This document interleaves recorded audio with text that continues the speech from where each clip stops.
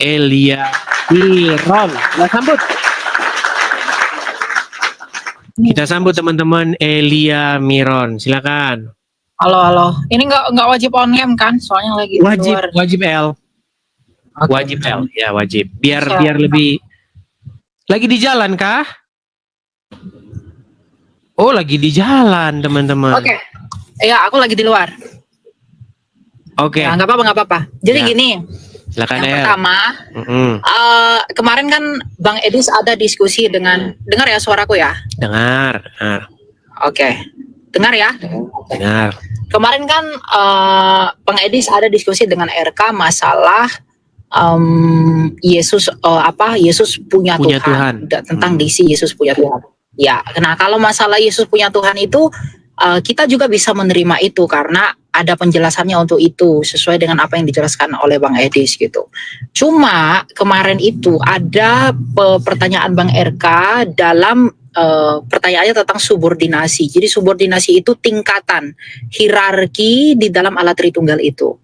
Nah, Bang Edis mengatakan bahwa Yesus lebih rendah daripada Bapa. Oke. Yesus lebih rendah daripada Bapa. Nah, sekarang kita mau konfirmasi. Makanya aku tadi WA Bang Edis, cuma Bang Edis belum balas. Tadi aku tanya, Bang Edis, maksud Bang Edis mengatakan Yesus lebih rendah daripada Bapa itu dalam apanya? Dalam hakikatnya sebagai Allah kah? Atau dalam inkarnasinya? Nah, sekarang kita mau tanya ke Bang Edis.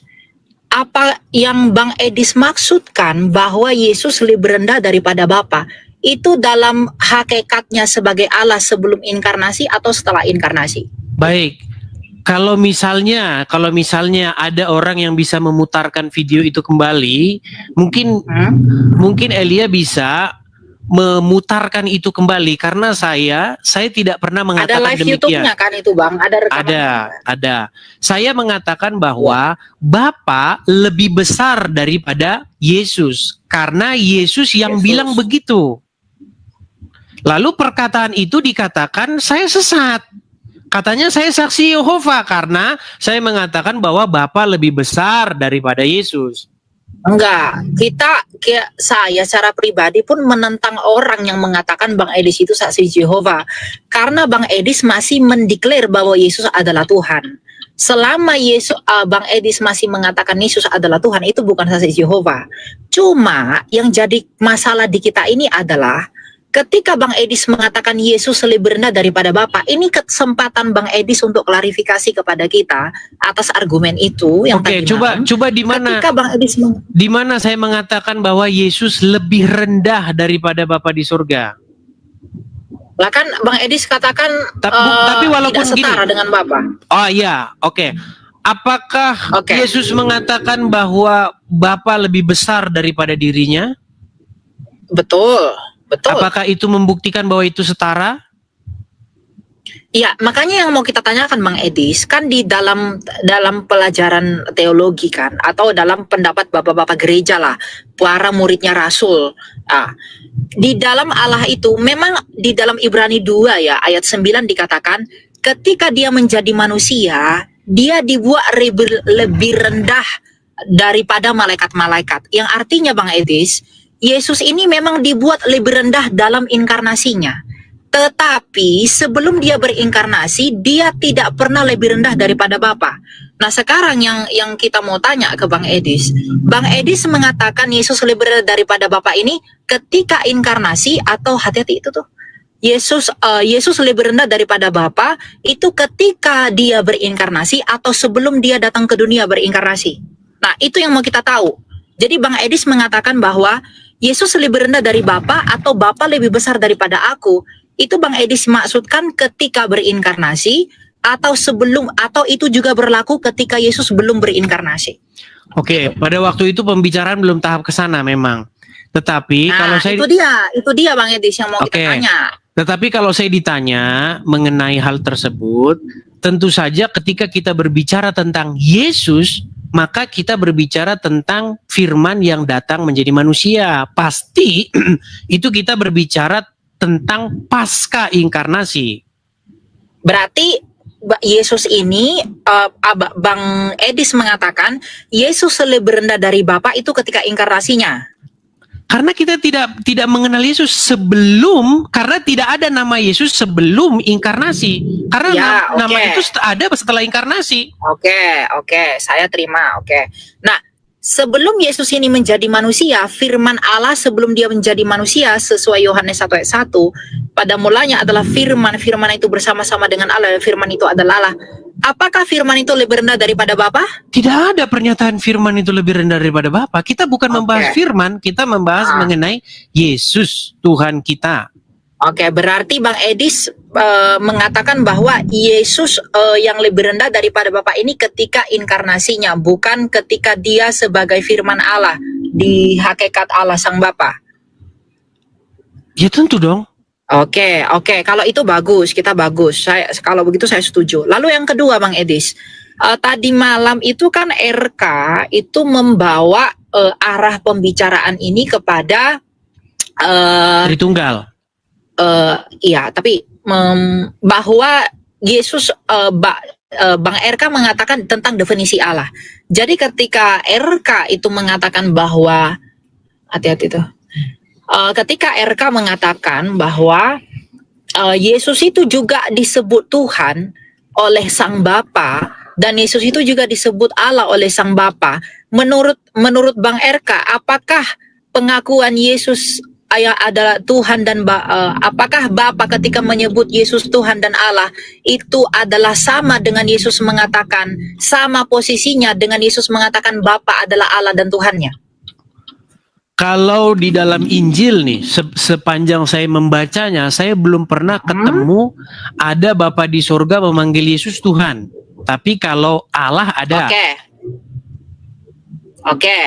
Di dalam Ibrani 1 ayat 8 dan ayat 10, Bang Edis, Bapa menyebut Yesus itu sebagai Allah. Tentang anak, ya Allah. Tentang anak tahtamu, ya Allah. Lalu ayat ke-10, Sang Bapa ini juga menyebut Yesus Tuhan. Tapi begini, ketika kita mengatakan Yesus di ayat ke-10, Bapa, coba sebentar, ya, saya konfirmasi dulu sebentar ya. Coba baca dulu. Ibrani 1 ayat yang ke-10. Oke. Dari ayat 8, 9. Ini Ibrani, buka Alkitab aja. Ibrani 1 ayat 8 sampai 10. Ibrani pasal yang 1. Pasal yang berapa? Pasal 1, Bang. Ibrani 1. Udah nggak? Ibrani 1 pasal yang ke-8. Ayat yang ke-8. Ayat 8 sampai 10, ya. Ayat 8 sampai 10 saya bacakan ya. 1, 8 sampai 10. Sorry Ya. teman-temannya agak lemot ya, sabar. Oke. Coba Bang Edis baca deh pelan-pelan. 8 sampai 10. Tetapi tentang anak ia berkata, tahtamu ya Allah tetap untuk seterusnya dan selamanya, dan tongkat kerajaanmu adalah tongkat kebenaran. Engkau mencintai keadilan dan membenci kefasikan. Sebab itu Allahmu telah mengurapi engkau dengan minyak sebagai tanda kesukaan melebihi teman-teman sekutumu. Dan pada mulanya ya Tuhan, engkau telah meletakkan dasar bumi dan langit adalah buatan tanganmu. Oke? Oke, lalu ayat 10, Bang. Dan pada mulanya ya Tuhan, engkau telah meletakkan dasar bumi, langit adalah buatan tanganmu. Yes, berarti Sang Bapa ini menyebut Yesus juga sebagai Tuhan. Bukan, di sini bukan Sang Bapa menyebut Yesus sebagai Tuhan. Dan pada mulanya ya Tuhan. Nah, itu kan tentang anak. Bapa berkata. Oke, baik ya, saya mulai dari sini ya. Engkau mencintai keadilan dan mencintai kefasikan. Sebab itu Allahmu telah mengurapi engkau. Ya. Yang berbicara di sini siapa? Ini adalah Bapa. Sebab itu Allahmu. Karena memang bagi Yesus Sang Bapa itu adalah Allahnya Yesus. Betul. Karena bagi Yesus Bapa itu adalah Allah. Makanya dia mengatakan Allahku, Allahmu, Bapakku, dan Bapamu. Itu benar. Jadi Bapa itu mengkonfirmasi kebenaran bahwa Yesus menyebut dia sebagai Allah. Gitu. Oke. Itu benar. Jadi ketika di situ, sebenarnya itu sudah saya bahas dengan RK semalam ya. Sebenarnya ketika di situ Bapa di surga mengatakan tahtamu ya Allah, Allah di situ definisinya itu maksudnya sebagai hakim atau sebagai pemerintah yang memegang kendali, memegang sebuah kekuasaan. Ini dia Bang Edis. Ketika dia disebut sebagai Allah, Allah itu Bang Edis pahami sebagai hakikat atau sebagai apa? Jadi ketika dia disebut Bapa itu adalah Allah. Nah, ini memang kita harus kembali kepada iman gereja Bang Edis. Di dalam pengakuan iman. Jadi gini, yang saya sayangkan itu yang harus ketika Bang Edis mengatakan kita tidak boleh dengan dogma yang ruwet, lalu kemudian kita harus mengedepankan Injil yang sederhana. Saya tidak bilang kita tidak boleh. Saya tidak mengatakan begitu. Yang saya katakan ketika kita memberitakan dogma yang ruwet, yang terjadi di belakang itu malah menjadi dalam pengalaman saya ya, malah menyulitkan begitu. Iya. Nah, tapi sebelum ke situ dulu nih, sebelum kita ke situ, saya akan mengutipkan misalnya di dalam Mazmur pasal yang keberapa kemarin ya, kalau teman-teman ingat pasal 86 ya. Bentar ya, saya baca. Ya, sidang ilahi. Ya, misalnya nih, Mazmur pasal yang ke-86. Ya. Betul nggak teman-teman 86? Ya, sidang ilahi itu Mazmur 80-an kalau tidak salah. Oke. 86. Sidang ilahi itu Mazmur berapa sih? 86 apa 84? 8 berapa? 82. Coba 82 ya. 82. Oke. Baik. Dikatakan di sini ya. Mazmur Asaf, Allah berdiri di sidang ilahi, di antara para Allah ia menghakimi. Berapa lama lagi engkau menghakimi dengan lalim dan memihak kepada orang fasik? Berilah keadilan kepada orang yang lemah dan kepada anak yatim. Bedalah hak orang sengsara dan orang yang kekurangan. Luputkanlah orang lemah dan yang miskin. Lepaskanlah mereka dari tangan orang fasik. Mereka tidak tahu dan tidak mengerti apa-apa. Dalam kegelapan mereka berjalan, goyanglah segala dasar bumi. Aku sendiri telah berfirman, kamu adalah Allah, dan anak-anak Allah yang maha tinggi kamu sekalian. Jadi di sini Allah sendiri berfirman, kamu di sini banyak orang nih. Banyak, bukan satu. Kamu adalah Allah dan anak-anak yang maha tinggi kamu sekalian. Nah, berarti kalau kita menggunakan metode yang sama nih, ketika Bapa di surga menyapa sesuatu sebagai Allah, berarti Bapa di surga ini menuhankan dia gitu. Oke. Jadi gini Bang, aduh pas ini. Bentar. Ini jam gue pengen. Nah, masalahnya begini Bang Edis, ketika dikatakan para malaikat itu di hadapan para Allah sidang ilahi seperti pemahaman orang-orang Jus, tak apa-apa, kita menerima itu. Cuma begini, apakah Bang Edis tidak melihat eksklusivitas itu keunikan Sang Bapa menyebut Yesus sebagai Allah, karena Sang Bapa mengatakan kepada Yesus, tahtamu ya Allah. Apakah kepada para malaikat ia menyebutkan bahwa malaikat punya tahta? Jadi kita bukan bicara masalah tahta dulu. Daud juga punya tahta. Makanya kalau masalah gini, Daud begini. Makanya gini Bang Edi, maksud saya, kalau masalah tahta Allah, bukan tahta yang kita bahas. Daud juga punya tahta. Iya, tetapi begini. Raja-raja juga punya tahta. Yang menjadi tolak ukur begini. Ketika Bapa di surga menyapa sesuatu itu sebagai Allah, maksudnya dia itu memerintah. Seseorang Allah itu maksudnya pemerintah, hakim juga bisa. Artinya orang yang memegang satu pemerintahan atau satu kendali. Berarti posisi Yesus sebagai Allah itu sama dengan malaikat sebagai Allah juga. Kita tidak bicara itu. Kita berbicara mengenai apakah Allah Bapa di surga menghambakan diri, kan itu kemarin. Kita betul tidak masalah menghambakan diri, tapi masalah mengenai mentuhankan kemarin, menuhankan. Ya, definisi Tuhan itu artinya apa? Kurios Adonai itu artinya apa? Nah, di sini makanya permasalahannya itu memang nggak nonton dari Coba awal. kita mau Oke, dengar baik.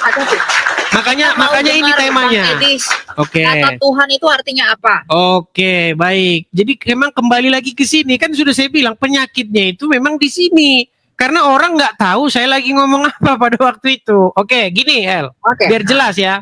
Begini.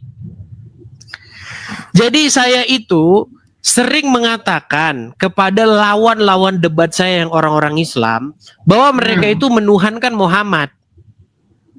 Oke. Nah, saya mau tanya dulu nih sama Elia Miron. Menuhankan itu apa sih memang? Contoh misalnya gini. Saya menuhankan Yesus. Maksud dari menuhankan itu apa? Perbuatan apa itu menuhankan itu? Menuhankan itu mengakui dia sebagai penguasa. Karena Hanya arti mengakui kata saja? kurios, ya arti kata kurios itu kan penguasa. Oke. Iya, Menuhankan itu apakah hanya mengakui saja tapi nggak melakukan? Iya, dia dalam pengakuan itu yang melakukan apa yang dia anggap layak sehingga disebut sebagai Tuhan. Dia menuhankan. Atau gini saja dah, saya bantu. Gini, karena banyak orang Islam dan juga orang Kristen yang nggak paham menuhankan itu apa. Gini, menuhankan adalah suatu perbuatan menjadikan sosok tersebut sebagai sesuatu yang ditaati, dipatuhi, menyerahkan diri sepenuh, menghambakan diri kepadanya, mengikuti apapun yang dia perintahkan. Kira-kira setuju nggak? Mengikuti apapun yang dia perintahkan gitu. Ya, oke. Oke. Betul. Oke, jika begini. Jika saya ketemu dengan Udin. Oke. Saya ini membuat diri saya patuh, takluk, tunduk kepada si Udin ini. Sehingga apapun kata Udin, saya kerjakan. Udin bilang gini, kau makan itu, kotoran hewan itu. Saya makan. Lompat kau ke jurang. Laksanakan. Kau, terbakar dirimu ke api itu. Saya laksanakan. Ketika saya menaklukkan diri saya kepada si Udin ini, mengikuti apapun kemauan dia, itu perbuatan menuhankan nggak? Berarti Pak Edis menerjemahkan menuhankan itu adalah mengikuti perintahnya, apa yang dia mau. Berarti menaklukkan diri atas perintahnya, begitu? Iya, menaklukkan diri secara total terhadap sesuatu tersebut sehingga mengikuti apapun kemauannya. Itu yang saya maksud menuhankan di situ. Dan lawan-lawan mengikuti debat apapun yang dia mau. Oke. Dan lawan-lawan debat saya itu ketika saya bilang, kamu berbuat gitu nggak sama Muhammad? Berani nggak kamu lawan Muhammad? Kalau Muhammad suruh kamu belok kiri, kamu berani belok kanan nggak? Dia nggak mau. Maka saya bilang sama dia, berarti kamu itu menuhankan Muhammad. Dan dia bilang, betul, saya menuhankan Muhammad. Lalu dia tanya balik sama saya. Kalau begitu Yesus menuhankan Bapa di sorga. Karena dia menyerahkan dirinya, menaklukkan dirinya secara total kepada Bapa di surga. Saya bilang iya. Makanya kesimpulannya pada waktu itu Yesus punya Tuhan atas dasar konteks percakapan kami pada waktu itu. Karena Yesus menuhankan Bapa di surga. Lalu statement saya yang sepotong ini seperti biasa, seperti yang dulu-dulu diambil oleh orang kemudian dikomentari bahwa statement itu statement yang sesat katanya. Nah, sekarang saya tanya dulu, karena Elia Miron pun sudah mengiyakan, apakah Elia Miron setuju dengan definisi yang demikian bahwa Tuhan Yesus menuhankan Bapa di sorga? Iya, betul, itu betul. Nah, tetapi kalau sedikit lagi. Yang menjadi masalah pada waktu itu, waktu saya diskusi sama RK, dibilang begini, Bapa di surga juga menuhankan Yesus. Saya bilang enggak ada Bapa di surga menuhankan Yesus. Tidak pernah. Ini dia masalahnya, Bang. Silakan. Coba jelaskan kepada saya bahwa Bapa di surga menaklukkan diri kepada Yesus. Coba. Saya mengikuti definisi Bang Edis. Tadi Bang Edis mengatakan bahwa arti kata Tuhan itu adalah yang kepadanya kita mengikuti perintahnya, apa yang dia mau, dengan demikian dia menaklukkan diri. Nah, ketika Yesus berinkarnasi, memang dia dibuat lebih rendah daripada Bapa, lalu kemudian di dalam ketaatannya sebagai seorang hamba dalam misi penebusan, dalam melakukan karya ilahi ya dia memang tunduk kepada hukum Taurat. Galatia 4 ayat yang keempat. Betul, dia tunduk kepada hukum Taurat. Tetapi kalau Bang Edis dengan begitu, dengan definisi bahwa Tuhan menuhankan itu adalah kita mengikuti kemauan yang kita tuhankan, maka Bapak juga pasti menyebut Yesus adalah Tuhan dalam konteks Bukan apa? menyebut. Misalnya, Begini, Bang Elia, begini El. menaklukkan diri kan? Oke, apakah ada Misalnya- konteks di dalam Bible bahwa Bapa di sorga menaklukkan diri kepada Yesus? Oke, ketika Yesus mengatakan, meminta kepada Bapaknya, ketika dia mengatakan, ya Bapa, permuliakanlah aku padamu diri sendiri. Menurut Bang Edis, Yesus sedang meminta Bapaknya mengikuti kemauan Yesus nggak? Betul? Nah, berarti kalau mengikuti Bang Edis itu, Bapa itu mengaku Yesus Tuhan nggak? Bukan mengakui Kalau Tuhan, mengikuti menuhankan. Bukan mengakui Tuhan loh, Ya, menuhankan. karena kan definisi Bang Edis menuhankan itu adalah mengikuti apa yang dia mau, Oke. menaklukkan diri. Oke. Pertanyaan saya, apakah ketika Tuhan Yesus meminta kepada Bapa, Bapa di surga selalu mengikutinya? Iya, Oke. iya. Ketika di Taman Getsemani, apa yang Tuhan Yesus minta kepada Bapa di surga? Apa yang dia minta? Ya Bapak sekiranya cawan ini berlalu daripadaku, tapi bukan kehendakku, tapi kehendakmu. Betul. Oke, berarti Bapa di surga mengikuti kehendak Yesus atau Tuhan Yesus yang mengikuti kehendak Bapa di surga? Ya Tuhan Yesus dalam sebagai hamba dia mengikuti kehendak Bapa. Oke. Tapi apakah dengan demikian Yesus punya kehendak untuk tidak mengikuti kehendak Bapa? Soalnya Bang Edis, Yesus mau mati itu bukan hanya kehendak Bapa. Yohanes 10 ayat 17 Yesus mengatakan, "Aku menyerahkan nyawaku." Bukan, jangan Tak ke situ seorang dulu. pun. Jangan ke situ Enggak. dulu. Karena Jangan ini situ dulu, masalah El. kehendak. Karena Bukan, ini masalah begini, kehendak, maksud saya Bang begini. Edis.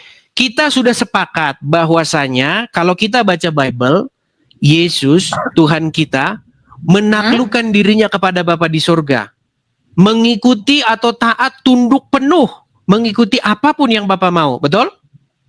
Ya, Yesus ya. Sekarang sebaliknya nih, sebaliknya. Adakah kita baca di dalam Injil bahwa Bapa di surga mengikuti segala kemauan Tuhan Yesus? Ya, iya gimana dia tidak mengikuti firman-Nya sendiri, Bang Edis? Ya pasti dia harus mengikuti. Makanya Yesus mengatakan, apa yang kumiliki adalah milik Bapakku dan apa milik Bapakku adalah milikku. Oke, Karena nggak berarti mungkin dia Oke, bertentangan berarti di sini dengan perbedaan kita, Bapaknya. El. Oke, berarti perbedaan kita di sini, El. Kalau saya baca Injil lebih dari 40 kali saya baca sampai selesai, saya tidak mendapati Bapa di surga menaklukkan diri kepada anak. Yang saya dapati anak yang menaklukkan diri kepada Bapa di surga. Iya, Buktinya di mana? Saya setuju. Gini loh Bang Edis, saya nggak membantah ketika Bang Edis mengatakan Yesus menaklukkan diri kepada Bapa. Itu betul. Karena dalam misi inkarnasi, Yesus memang harus menjadi sama dengan kita, mengambil bagian seperti kita yang hina ini. Bukan berarti Yesus hina ya, tapi dia dibuat seperti kita, agar dengan jalan demikian kita beroleh keselamatan. Saya setuju itu. Tetapi kemudian, pernyataan Bang Edis yang mengatakan bahwa Bapa tidak menuhankan Yesus dengan definisi Bang Edis tadi, itu rentan disalahpahami oleh orang-orang bahwa di dalam Allah Tritunggal itu ada hierarki. Padahal sederhananya, mungkin nggak di dalam Allah itu ada monarki. Masa firman Allah lebih rendah daripada Saya Bapa tidak pernah itu? mengatakan begitu. Nampaknya ada strawman argumen ini. Kadang-kadang Bukan, maksudnya Kadang-kadang- gini. Ini kadang-kadang adalah kadang-kadang orang menyerang saya, bukan menyerang statement yang saya ucapkan, tapi statement hayalan yang dia bayangkan sendiri. Begini. enggak, maksudnya itu konsekuensi Tapi ini logis dari fokus apa saya yang ke sini. Mbak Edi sampaikan. Fokus saya ke sini, El. Apakah kamu setuju bahwa Bapa di sorga menaklukkan dirinya kepada Yesus? Ya ketika dia menjadi manusia ya dia tidak melakukan itu. Tapi ketika dia dalam keilahiannya dia nggak ada yang menaklukkan diri, dia setara. Bukan Sama. itu loh pertanyaan saya, El. Pertanyaan saya begini. Tuhan Yesus ketika datang ke dunia, pernah nggak Bapa di sorga itu menaklukkan diri kepada Bapa di sorga menaklukkan diri kepada Yesus? Menaklukkan diri dalam artian dia mengikuti kemauan Yesus. Iya, dia mengikuti kemauan Yesus. Berarti Karena definisi Bang Edis tadi adalah menaklukkan itu adalah mengikuti apa yang dia mau. Ya, apa yang Yesus minta itu diberikan oleh Bapaknya, betul. Apa yang salah dengan itu? Tapi apa kata Tuhan Yesus? Bukan kehendakku yang terjadi, tetapi Iya, kehendakmu. tapi kehendak Yesus itu Kata-kata- apa? Kata-kata itu menjadi kunci bahwasanya Tuhan Yesuslah yang menaklukkan diri kepada Bapa di surga.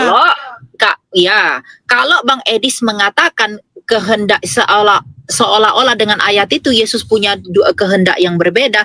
Kehendak Yesus dalam Yohanes 10 ayat 17 apa? Kan dia mau mati. Melakukan apa yang Bapa mau. Kehendakku adalah melakukan Ia yang mengutus aku. Pokoknya intinya begini Bang Edis. Kita bersama-sama percaya bahwa ketika Yesus datang menjadi manusia, dia memang merendahkan diri kepada Bapanya. Tentunya Tetapi kita tidak berbicara mengenai Tuhan Yesus sebelum datang sebagai manusia. Karena masalah dari awalnya ini yang membuat saya dan teman-teman yang lain juga tidak sepakat dengan pandangan Bang Edis itu adalah masalah subordinasi yang ada di dalam diri Allah ini. Karena kemarin yang kita soroti itu adalah ketika RK membawa relasi Allah Tritunggal di dalam hakikatnya sebagai Allah. Nah, Bang Edis mengatakan, ya saya mengakui ada subordinasi. Nah, itu yang membuat kita itu tidak sepakat bahwa di dalam diri Allah Tritunggal itu nggak ada lebih rendah dari kecil. Itu nggak ada. Nah, kemudian narasi-narasi Oke, saya mau anu dulu nih. Karena begini, ini kembali lagi ke metode Injil sederhana dan Injil plus dogma ya. Karena di sini Elia ingin menambahkan Injil yang sederhana itu dengan Injil yang ada dogma-dogmanya. Begini, saya mau tanya dulu nih, El. Sebenarnya saya itu ketika saya memberitakan sesuatu, saya sangat jarang sekali. Coba teman-teman bisa nggak teman-teman mengkutip satu video saya ketika saya berdiskusi dengan orang Muslim, saya bawa-bawa Tritunggal. Hampir saya tidak pernah membahas Tritunggal ketika saya diskusi dengan orang Muslim. Kalau Bang Edis mau bahas Yesus ya harus bahas Tritunggal dong. Karena kan Yesus itu harus adalah firman dari Allah itu. Baik. Harus dong. Kalau bahas Yesus harus bahas Tritunggal. Kalau saya katakan, kita nggak bisa lepas dari situ. Baik. Karena itu dasar iman kita, pengakuan iman. Baik. Saya mau tanya dulu nih sama Elia Miron. Orang yang pertama merumuskan atau menggagas Tritunggal itu siapa? Bapak Gereja di abad pertama Theophilus itu sudah mengatakan Tritunggal, Triados, Hagia Triados. Lalu kemudian di abad ketiga ada Tertullianus, lalu kemudian berikutnya banyak deh di pengakuan iman Nikea, Tritunggal juga sudah dinyatakan dalam pengakuan iman. Jadi Tritunggal itu iman gereja. Oke. Kita contohlah salah satu bapak gereja yang mencetuskan ide Tritunggal itu namanya Tertullian. Sebelum Tertullian itu yang paling awal aja Bang, Theophilus. Itu aja yang paling awal. Theophilus, tetapi kan tidak berkembang begitu ya. Bukan tidak berkembang, ya di ide dari hayat nafas Tritunggal itu sudah direfleksikan oleh para bapak gereja ini. Baik. Lalu kemudian dilanjutkan oleh Tertullianus, betul? Lalu ada Tertullianus dan lain sebagainya.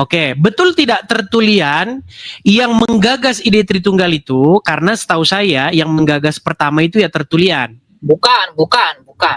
Masalah itu nanti kita bahas lagi.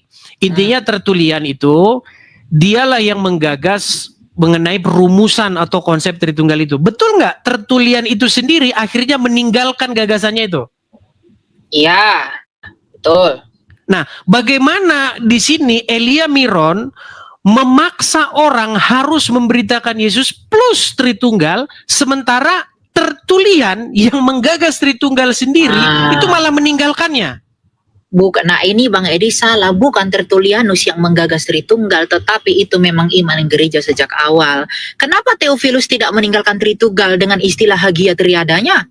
Kenapa Athanasius tidak meninggalkan Tritunggal dalam melawan bidat Arius yang menegaskan keilahian Kristus? Saya mau belajar nih. Sekarang saya mau belajar nih.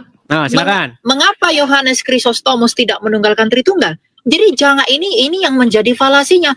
Hanya karena Tertullianus meninggalkan Tritunggal, padahal Tritunggal itu bukan ide murni dari Tertullianus, dia hanya meneruskan apa yang disampaikan oleh Bapak Gereja awal, cuma dia salah mengkonsep dan memahaminya. Lalu kemudian kita mengatakan bahwa bagaimana mungkin Tritunggal itu harus kita bahas dalam penjelasan tentang Yesus.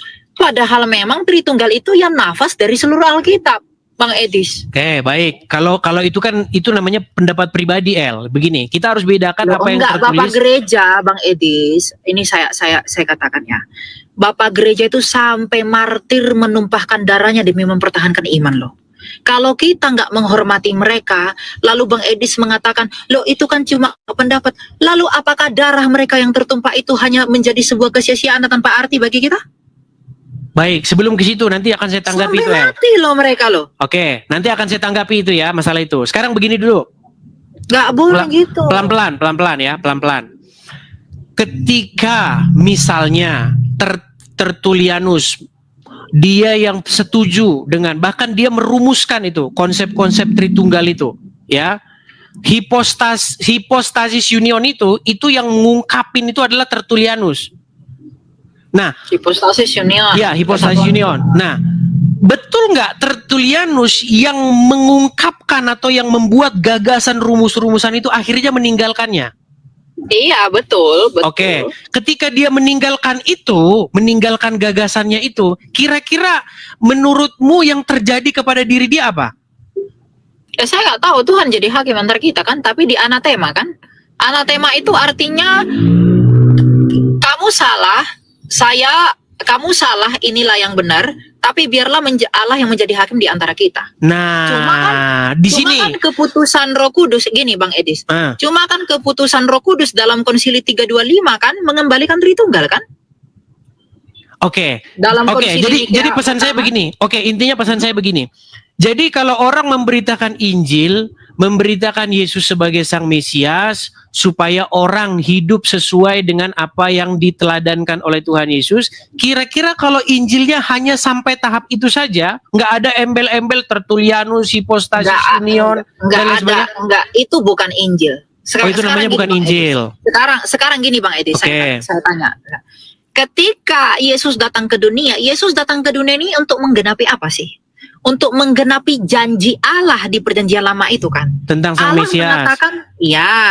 Allah mengatakan aku dalam Yesaya, aku sendirilah yang akan datang menyelamatkan kamu. Jadi kalau kita mengatakan, kamu harus percaya Yesus adalah Tuhan. You harus percaya Yesus juru selamat punya. You juga harus percaya dia yang menyelamatkan kita. Lalu orang bertanya, Yesus ini sopo? Sehingga dia menyelamatkan kita. Kalau dijawab Mesias begitu gimana? Apakah sesat? Ya, memang Yesus adalah Mesias. Tapi mengapa dia disebut Mesias? Misalnya dia nggak ngerti itu, dia nggak ngerti hipostasis union, dia nggak ngerti Tritunggal. Misal sebentar gini, dia hanya tahu. Misalnya nggak dijelasin, kita sesat tuh mengajar Bang Edis, bukan menutupi mereka dari yang benar. Tugas kita ngajar mereka, bukan menghindarkan mereka dari yang benar itu. Nggak boleh. Jadi menurutmu nih, kita harus memberitakan Injil yang ada Tritunggalnya. Harus itu. Kalau nggak ada Tritunggalnya berarti sesat. Ya kalau nggak ada Tritunggalnya, itu bukan Injil yang lengkap. Oke, baiklah. Berarti Injil kalau nggak ada Tritunggalnya, kalau cuman Injil yang ada sekarang di tangan kita ini tidak ditambah-tambahi Trinitas berarti sesat gitu ya? Iya, bukan sesat, tapi itu nggak lengkap. Karena gini Bang Edis, ketika kita menginjili Yesus adalah juru selamat, firman Allah yang jadi manusia. Ya ketika dia katakan firman itu telah menjadi, Rasul Yohanes ketika mengatakan firman itu telah menjadi manusia karena begitu besar kasih Allah sehingga kita beroleh hidup kekal. Ya mau nggak mau, kan ini keselamatan ini kan sebab dari inkarnasi itu. Ya mau nggak mau kita harus keselamatan ini kan akibat dari inkarnasi itu. Mau nggak mau kita harus bertanya sebabnya apa.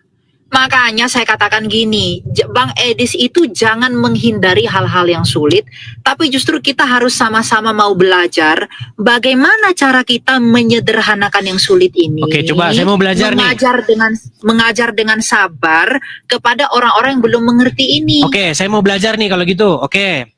Berarti saya mau belajar nih metode-metode yang kalian pelajari. Boleh. Saya belajar ya malam hari ini ya teman-temannya. Saya mau belajar. Boleh. Oke. Baik. Jadi menurut para teman-teman yang Injil plus Tritunggal, yang saya katakan harus ada dogma-dogma yang menurut saya ini dalam pandangan saya ini ruwet ya. Berarti harus memberitakan Lanjut. Ya teman-teman ya. Berarti harus memberitakan Yesus plus Tritunggal ya. Yes, harus itu, wajib. Oke, pertanyaan saya, Tritunggal itu apa? Kebagaimanaan Allah yang esa, Allah yang satu itu. Tri itu apa? Tri itu 3. Yang 3 apa? Yang 3 hipostasisnya atau realitanya, keadaannya, realita konkret, keberadaan. Keberadaannya yang 3. Yes, Bapa, firmannya dan rohnya seperti kita, tubuh, firman dan roh ada 3 tapi satu manusia. Gitu. Oke, berarti Tritunggal begitu ya? Yes, tunggal itu hakikatnya Bang. Jadi kalau tri itu realitanya, hakikatnya tunggal. Seperti aku ada 3, aku hanya ada satu manusia, tapi ada 3 realita. Ada tubuhku, ada firmanku atau pikiranku, ada rohku. Tapi meskipun ada tubuhku, ada firmanku, ada roh. Bentar, kita tunggu teman-teman. Dia masih agak macet.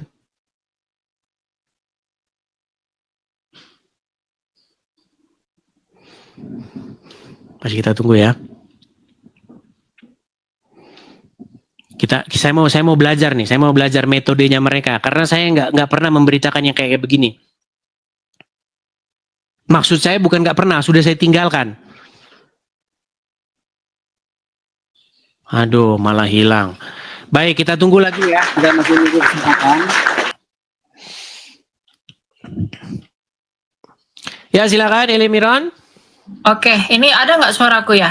Maaf. Jelas, lebih keras ini daripada yang tadi. Mantap Oke. nih. Ntar ya, aku mau ini dulu. Oke, shalom semua. Shalom guys. Mantap. Ya. Silakan ya. Thank you. Nah, tadi kita kan bahas Tritunggal ya. Jadi gini Bang Edis, ya. Saya itu mendukung apa yang Abang Edis lakukan ya. Bang Edis juga tahu gimana saya beberapa kali naik ke Komalmu, terus ya kita tahu lah, tapi itu tidak terlalu penting. Tapi yang paling penting gini, kita kan besi menajamkan besi.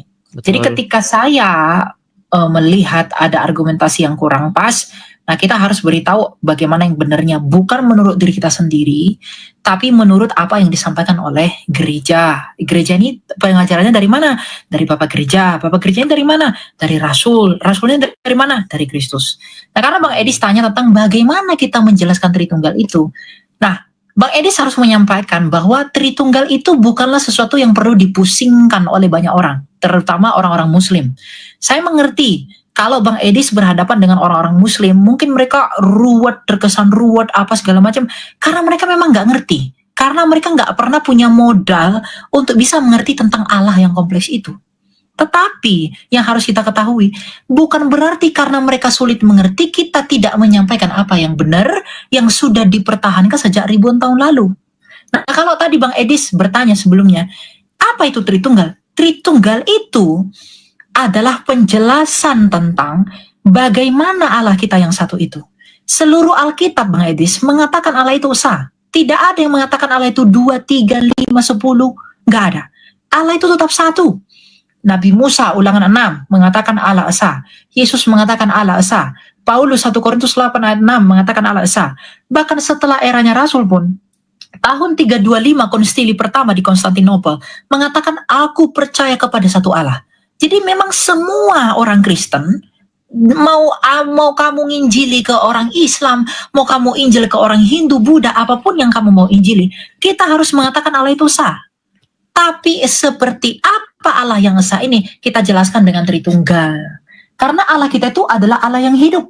Allah yang hidup, Allah yang berkuasa. Nah, kalau kita hanya mengatakan Allah itu satu, botol itu pun satu. Lalu apakah botol itu adalah Tuhan? Tidak. Ini saya izin ya Bang Edis ya, untuk menjelaskan satu diagram Tritunggal yang saya kira Bang Edis bisa mungkin nanti merasakan manfaatnya, untuk kemudian kita bisa semua apologet kita saling memahami dan kemudian kita berkolaborasi untuk penginjilan ini tanpa mengurangi kebenaran yang telah disampaikan oleh para martir kita terlebih dahulu ya. Ini saya jelaskan satu bagan untuk kita belajar. Nanti Mbak Edis kalau ada yang kurang dipahami atau apa boleh tanya kepada saya. Ya, lagi-lagi kita belajar ya teman-teman ya. Nih.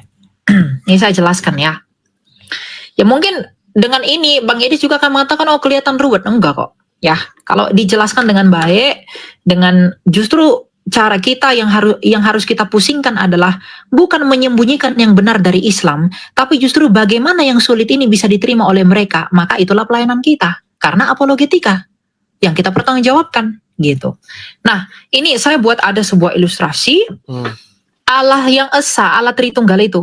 Allah yang esa itu, mengapa Allah yang esa itu adalah Bapa. Nah, mengapa disebut Bapa? Bapa ini adalah sang sumber segala sesuatu. Nama keagungan Allah ini adalah Yod-Heh-Vav-He. Jadi Bapa, Yesus, dan Roh Kudus itu sama-sama Yod-Heh-Vav-He. Karena ini gelar, akulah aku, Ehi Asyur Ehi, yang artinya sang ada. Nah, sang Bapa ini adalah Allah itu adalah transenden. Tidak terhampiri, tidak kelihatan, dan tidak seperti apapun. Nah, sang Bapa yang adalah Allah ini, yang hakikatnya adalah Allah. Di dalam dirinya sang Bapa ini memiliki firman atau logos dalam bahasa Yunaninya. Logos ini adalah ilmu. Makanya teologi dua kata Yunani theos plus logos, ilmu tentang Allah. Nah, firman ini adalah daya cipta. Pikirannya Allah itu yang oleh firman itu dia menciptakan segala sesuatu. Makanya dikatakan dalam Yohanes 1 ayat 3, tak satu pun yang jadi tanpa firman Allah. Karena sang Bapa ini menciptakan segala sesuatu itu oleh firman-Nya yang hidup ini. Nah, selain memiliki firman, sang Bapa ini juga memiliki roh. Yang oleh roh itu dia menghidupkan segala sesuatu. Jadi Bapa, firman dan Roh Kudus, Bapa, firman dan Roh Kudus, inilah Tritunggal itu. Nah, kalau Bapa adalah Allah, maka pasti firman-Nya Bapa pastilah Allah, dan rohnya Bapa pastilah Allah. Tapi tidak ada tiga Allah, hanya ada satu Allah.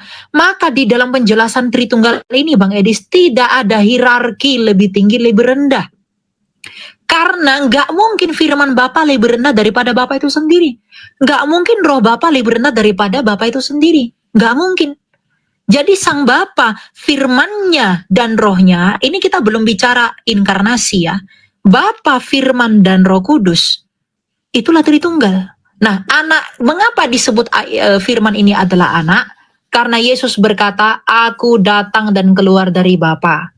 Mazmur juga mengatakan pada hari ini kamu kuperanakkan. Dia disebut anak bukan karena seperti pola pikir teman-teman muslim bahwa bapak itu kawin lalu dia punya anak dengan perempuan. Tidak. Dia disebut anak karena firman ini sejak kekal ada di dalam Bapa, terkandung di dalam Bapa. Nah, ketika firman ini keluar dari Bapa seolah-olah diperanakkan, maka dia disebut anak. Makanya nggak ada rasul yang kebingungan ketika Yesus bilang Yesus adalah anak Allah. Karena mereka tahu anak Allah bukan berarti Tuhan kita beranak. Tapi anak Allah artinya dia yang ada di dalam Allah itu. Maka Bapa, Firman, dan Roh Kudus, Bapa, Anak, dan Roh Kudus, inilah Tritunggal itu. Dan di dalam Tritunggal ini, Bang Edis, nggak ada hierarki. Tetapi ketika kita mulai bicara kristologi, Yohanes 1 ayat 14, Firman Allah menjadi manusia, maka firman-Nya sang Bapa ini yang adalah Allah ini keluar daripada Allah menjadi manusia. Ketika menjadi manusia, inkarnasi itu artinya apa sih? Inkarnasi itu dari dua akar kata in dan karni. In itu di dalam, karni itu daging. Karnivora, pemakan daging. Berarti inkarni sang firman yang adalah Allah ini menambahkan kodrat daging di dalam dia. Ketika dia menjadi manusia, maka diberi nama Yesus. Nah, Yesus yang menambahkan kodrat manusia dalam inkarnasinya ini, ya, dia merendahkan dirinya daripada Bapa yang adalah Allah itu. Makanya dikatakan dalam Filipi 2 ayat 6, ia yang walaupun dalam rupa Allah tidak menganggap kesetaraan dengan Allah sebagai hak milik yang harus dipertahankan. Kalau dikatakan dia tidak menganggap kesetaraan dengan Allah, artinya dia setara dengan Bapa. Nah, jadi ini tidak sulit dipahami. Jadi ketika Bang Edis mengatakan, Yesus adalah Mesias. Mengapa dia Mesias? Karena dia adalah yang dijanjikan. Dia dijanjikan kenapa? Untuk menyelamatkan manusia dari dosa. Nah, siapakah dia ini? Mesias ini artinya apa? Penyelamat dan juru selamat kita. Lalu ketika dibaca di pernyataan siapa juru selamat? Juru selamat adalah Allah. Maka siapa Yesus itu? Yesus adalah Allah. Nah, boleh bawa penjelasan seperti ini. Saya kira Bang Edis ini tidak akan membingungkan mereka kalau kita jelaskan dengan sabar. Gitu. Baik. Ya. Kalau misalnya nih, Saya tidak memberitakan yang itu tadi tuh, yang Tritunggal itu tadi. Saya hanya memberitakan begini, bahwasanya Tuhan semesta alam, Sang Pencipta langit dan bumi, ingin menyelamatkan manusia dengan perantaraan firman yang diutusnya menjadi manusia, yaitu Yesus, Sang Mesias, Kristus. Nah, baiklah kita setiap manusia menundukkan dan menaklukkan diri kepada Dia. Menundukkan dan menaklukkan diri kepada Sang Kristus itu, Sang Mesias itu. Supaya kita mendapatkan hidup. Karena Dia adalah jalan dan kebenaran dan hidup. Nah, kemudian supaya kita hidup seturut dan sekehendak dengan Dia. Artinya kita harus hidup seperti Dia, menjadi seperti Kristus. Kira-kira kalau dengan seperti itu saja terus dia langsung iya paham, terus dia nggak ini, tanpa memberitakan Tritunggal, apakah itu sesat? Saya nggak pernah mengatakan itu sesat, tetapi ya puji Tuhan lah kalau nggak tadi katanya sesat soalnya tadi katanya sesat, sekarang enggak ya? Enggak, itu saya nggak mengatakan itu sesat, tetapi gini Bang Edis, ketika Bang Edis mengatakan itu, lalu kemudian karena itu satu hubungan, karena tanpa teologi kita nggak bisa ngerti kristologi. Karena gini, firman Allah menjadi manusia, kamu harus percaya kepada Yesus. Oh, Yesus itu siapa sih? Yesus itu juru selamat. Sang Mesias itu, lalu Sang Mesias. Lalu dia baca Alkitab. Tapi Yesus di sini dikatakan anak Allah. Artinya apa? Nah, kalau begitu ya bawa ke Tritunggal. Karena Bang Edis, kalau abang menginjili orang Muslim jadi Kristen, kamu pasti kasih Alkitab kan? Oke. Untuk dia dibaca. Nah, ketika dia baca, firman itu telah menjadi manusia, diam di antara kita sebagai anak tunggal Bapa. Loh, lalu kalau dia tanya, ini artinya apa Bang Edis anak tunggal Allah? Bang Edis harus jelaskan Tritunggal ini. Nggak boleh katakan, udahlah imani aja. Nggak boleh, namanya juga apologetika, ya bertanggung jawabkan. Karena itu nggak bisa lepas dari Alkitab. Misalnya makanya nih, Bang Edis, sebentar saya lanjutin. Semua yang kita terima pada hari ini, perumusan iman, keselamatan dalam Yesus, kemudian juga Tritunggal dan lain sebagaimana, itu semua sumbernya dari sini, dari Alkitab ini. Oke, baik. Bukan dari yang lain-lain. Baik, oke. Misal nih, ada orang nih, taruhlah namanya Muhammad begitu ya, Muhammad itu orang Muslim gitu. Dia nggak terima itu, saya nggak terima itu Tritunggal itu saya nggak terima. Tapi saya menerima Yesus sebagai sosok Mesias. Saya menerima bahwa saya harus menjadikan Dia sebagai pemimpin hidup saya, suri tauladan hidup saya. Saya harus jadikan Dia sebagai panutan, begitu. Tapi saya nggak terima itu konsep-konsep Tritunggal itu. Menurut Elia nih, dia diselamatkan nggak? Kalau menurut saya dia diselamatkan. Tanpa dia percaya sama Tritunggal, hipostasis union, menurut saya dia diselamatkan. Ketika dia menyerahkan dirinya kepada Yesus untuk dipimpin, dituntun supaya hidup sesuai dengan kemauan Tuhan Yesus, dia buang Tritunggalnya itu ke tong sampah. Menurut saya dia diselamatkan. Menurut Elia? Saya nggak mau jadi hakim atas dia, tapi kalau memang dia mengaku beriman, bukankah seharusnya dia mempelajari seluruh dari apa yang diwariskan iman itu, termasuk Tritunggal? Enggak, dia bilang begini, saya nggak percaya itu Tritunggal, konsep-konsep begini 3 terus 1. Kalau dia nggak percaya, berarti dia nggak percaya Bang Edis. Berarti tidak diselamatkan ya. Sekalipun dia hidup meneladani Kristus. Dia hidup sebagaimana Kristus hidup. Kristus yang mana yang dia teladani? Kristus yang ada dalam Injil. Kristus yang dalam Injil itu yang adalah Tritunggal itu kan, yang dari Tritunggal itu kan. Saya tidak lihat kata itu Tritunggal bisa dilepas. Itu nggak bisa dilepas. Saya tidak melihat kata karena Tritunggal di dalam huruf Tritunggal tidak pernah saya temukan. Dalam 1 Yohanes dikatakan, Bang Edis, kalau ada Muslim yang tanyakan, gimana isi dengan Johane koma? Ada tiga yang memberi kesaksian di sorga, Bapa, Anak, Roh Kudus. Bang Edis akan jawab apa itu? Lalu bilang, oh nggak usah pelajari. Pokoknya kamu percaya Yesus saja. Ini nggak usah kau percaya. Padahal ada. Bukan, saya tidak bilang nggak usah dipercaya loh. Dia bilang begini. Misal nih, saya kasih contoh nyata ya. Atau gini aja lah, saya ambil satu contoh. Saya masih ingat ini. Ini bukan begini El ya. Begini, mungkin saya tidak mau meremehkan yang muda. Kalau dari usia, Elia lebih muda dari saya, makanya saya panggil nama aja ya. Oke.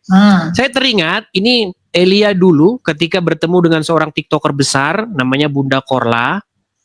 Ya, kita coba dengarkan ya sebentar. Ini bagaimana Bunda Korla mau belajar waktu itu? Berarti saya ada bunda yang cantik. Iya benar. Iya. Tadi apa kata Trinita? Apa Trinita? Trinitas, Tritunggal. Trinita. Bapak tadi Bapak. Ra dan Roh Kudus. Bentar, yang nggak ada musiknya ya. Saya cari yang nggak ada musiknya, bentar. Di dalam agama Kristen yang menciptakan langit dan bumi siapa?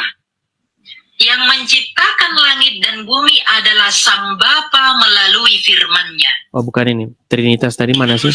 Cuman nggak ada musik ya. Jadi nggak sembarang lengkap. Bentar. Langit dan bumi. Yang pakai musik tadi nggak apa-apa lah ya, ada musiknya dikit ya. Nggak apa-apa. Kenapa bisa? Kristen dari abad mula-mula, Sampai Bunda. habis. Oke, Kristennya orang Indonesia dong, berarti saya ada bunda yang cantik. Iya benar. Iya. Tadi apa kata Trinita? Apa Trinita? Trinitas, Tritunggal. Trinita. Bapak tadi Bapak. Ra dan Roh Kudus. Roh Kudus itu siapa? Malaikat. Bukan. Roh Kudus itu Siapa itu? rohnya. Roh Kudus itu adalah rohnya Sang Bapa. Roh. Jadi lain lagi. Ya udah gini aja deh. Jadi Tuhannya. Jadi gini, bapaknya Yesus itu bapaknya Yesus itu Allah ya kan? Gini Bunda, dalam keyakinan teman-teman Muslim, Allah itu adalah nama. Kalau dalam keyakinan orang Yahudi dan Kristen, Allah itu bukan nama. Allah itu adalah hakikat sesembahan. Nama dari Allahnya Yahudi dan Allahnya Kristen adalah Hashem. Oke, mungkin itu panjang ya, panjang. Jadi intinya pada waktu itu saya melihat begini. Rumusan Trinitas atau rumusan Tritunggal yang saya sendiri tidak menolaknya, saya tidak menolak itu sering malah membuat orang yang kita maksudkan itu malah pening sendiri ya, karena memang seperti yang Elia katakan bahwa memang kebanyakan memang karena ya mohon maaf karena IQ-nya jongkok, karena kepalanya memang sering dibenturin ke ubin kan. Nah, jadi begini, saya mengambil satu kesimpulan begini. Oke lah, dia menganggap nggak terima itulah, dia pening palanya, pusing dia kepalanya. Saya sampai pada kesimpulan gini saja dah, udah gini aja lah, nggak usah mumet. Kamu ganti saja junjunganmu. Kamu ganti sosok yang kepadanya kamu taat, patuh, dan tunduk. Kamu ganti itu.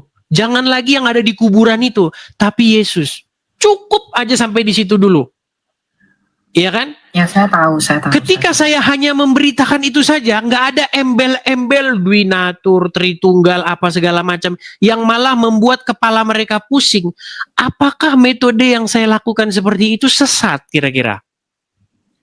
Itu enggak sesat, cuma tidak lengkap. Karena gini Bang Edis, kalau Bang Edis tidak mengajarkan itu kepada mereka, lalu mereka pergi ke gereja mereka masing-masing.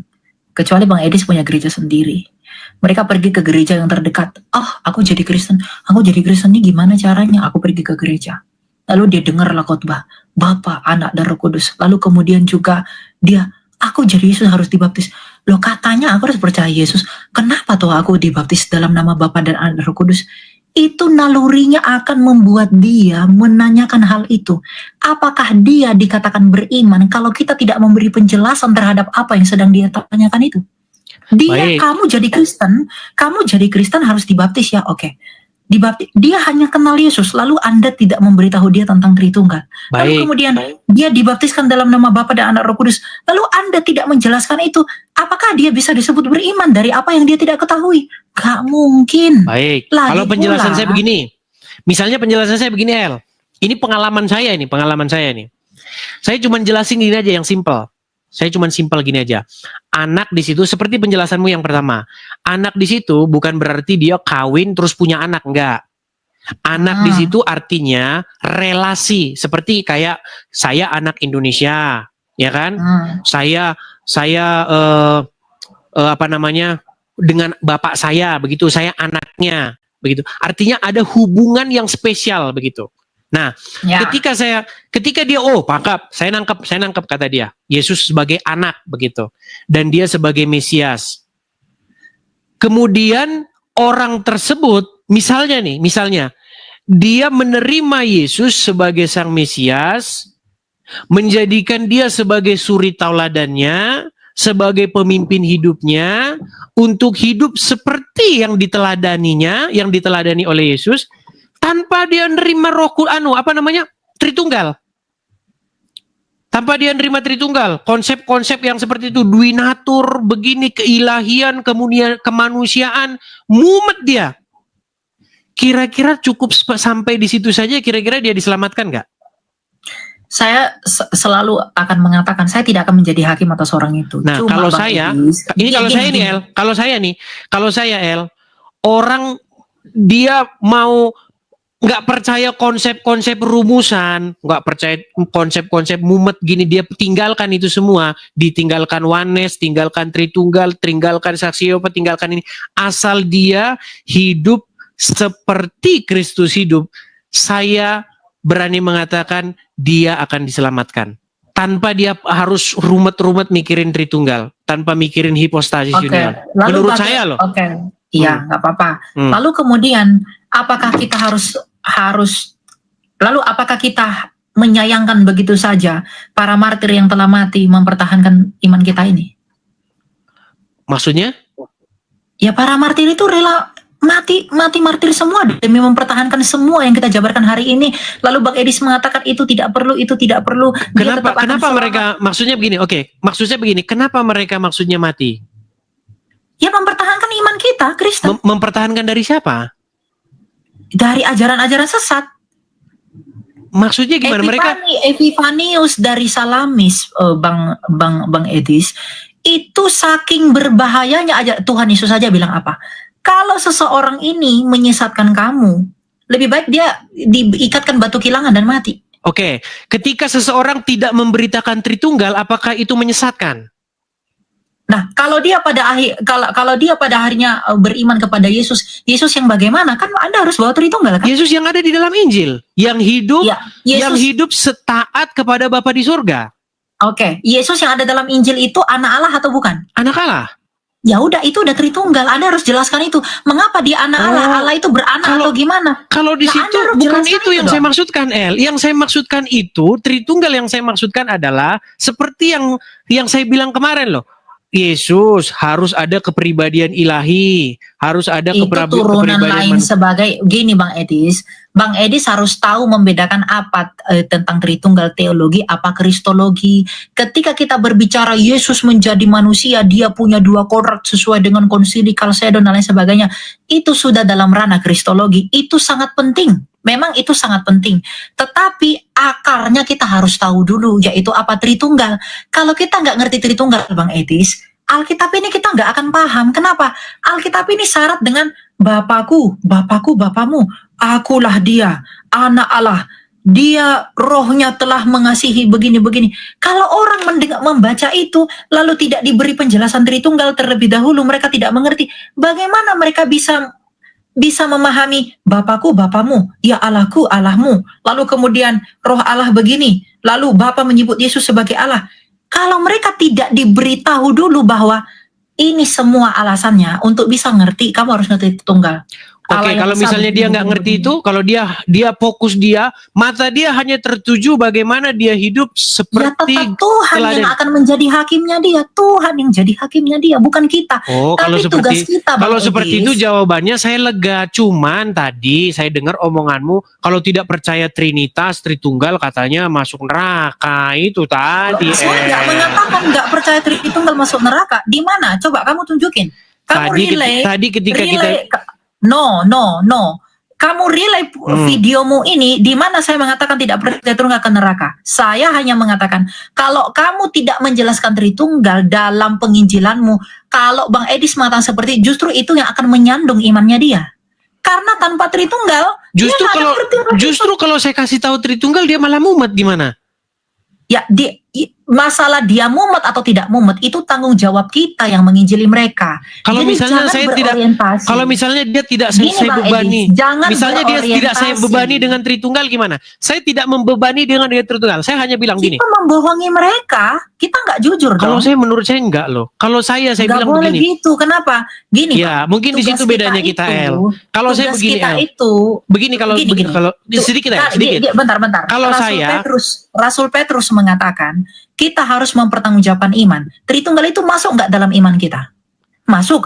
Kalau itu masuk dalam iman kita, maka kita harus secara jujur, Bang. Poin kita itu bukan kita itu dianggap benar, bukan karena seberapa banyak orang yang kita jadikan jadi Kristen, Oke. bukan. Baik. Karena jumlah itu bukan orientasi. Yang menjadi orientasi kita adalah iman mereka benar atau tidak. Baik. Tuhan tidak peduli tentang jumlah.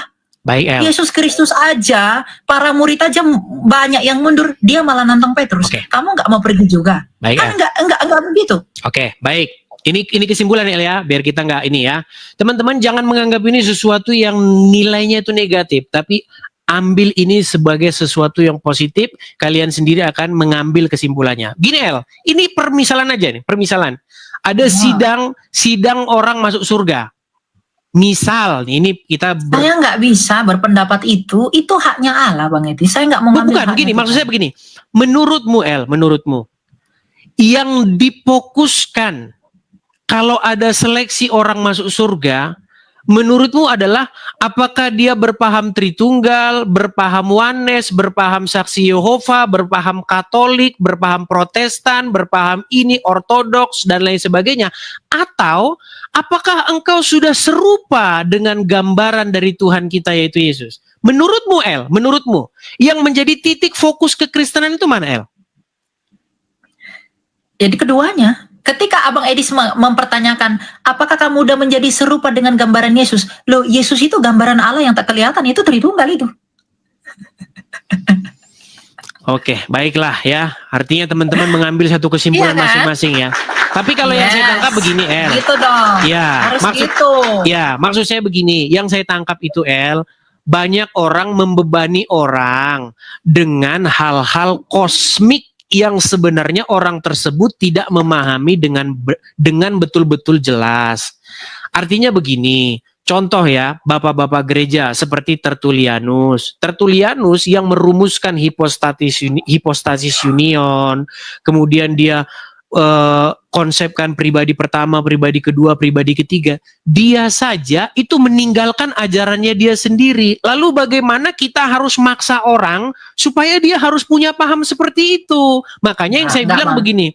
Tritunggal sedikit El, biar saya lanjutin lagi, nanti bisa tanggapi. Gini, menurut saya ya El ya, kita ini nggak tahu dengan hal-hal yang kosmik.